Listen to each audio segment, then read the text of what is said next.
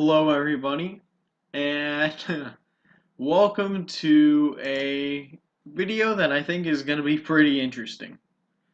Um, so today we have Donald Trump versus Joe Biden with a third-party surge.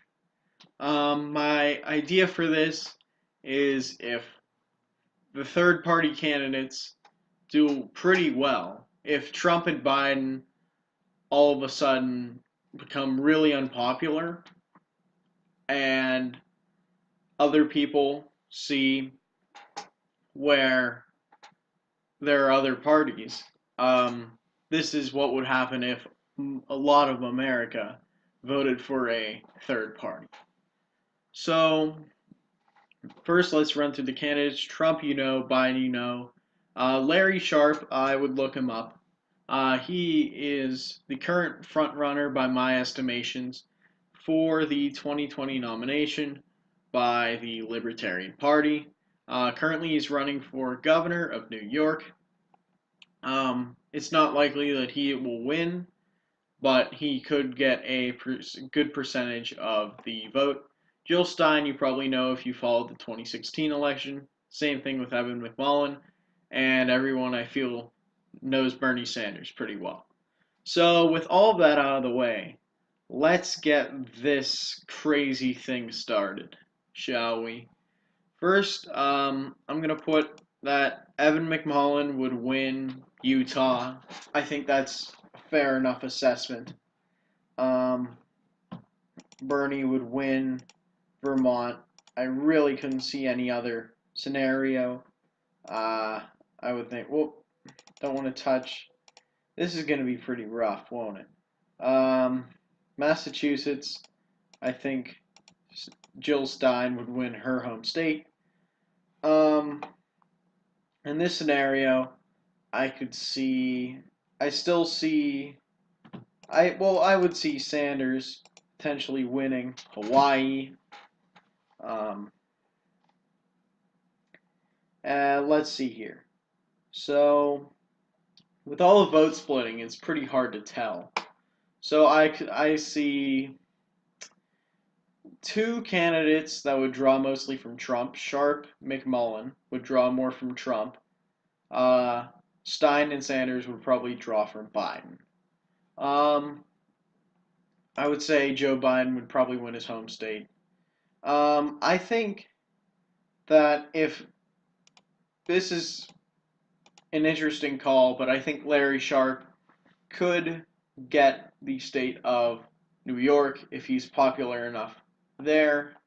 North Dakota also votes libertarian more than any other state regularly, as long with uh, New Mexico potentially because of Gary Johnson. I think Wyoming, uh, Idaho, I'm actually going to give to McMullin because he gained over 10% in that state. Um, but despite this, I see Montana, uh, Nebraska probably, Kansas probably, Oklahoma. Um, I think overall, I think Stein could win Oregon, but I think besides that, Biden would get the West Coast. I think Alaska could go to Larry Sharpe. This is because Alaska is pretty favorable to third-party candidates. Um, DC, I still think would vote for Biden. I think Deep South ultimately would vote for the incumbent president.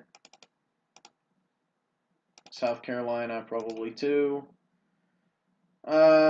Georgia's. Let's just try to get this out of the way. I don't want this video to turn out too long. New Hampshire, I think that's another Larry Sharpe state.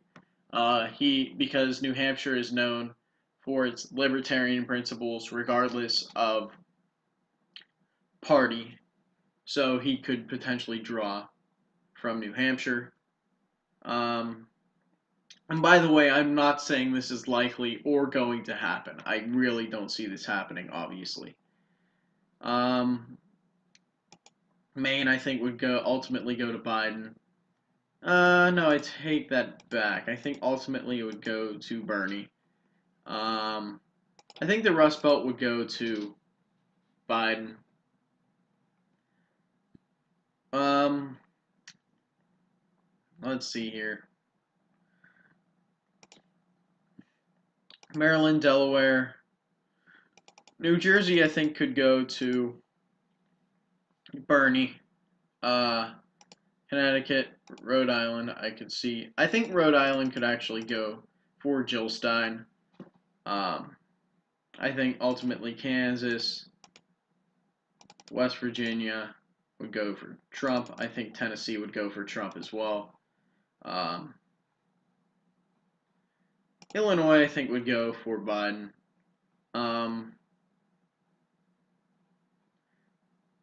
Colorado, we'll go back to Colorado. Iowa, I think, would ultimately go to. We'll give it to Trump again. We'll say Texas is a really tough one. I say ultimately it would go to the Republican Trump. I think Arizona. I think Colorado could be a good place for Larry Sharpe as well. This is because free the weed and all that fun stuff could be seen. Conservatives could vote for Larry Sharpe if they wanted weed legalized and stuff and so on. Florida, I think, ultimately would go to Joe Biden. I think Nevada's a tough one. South Dakota, I think, would go for Trump.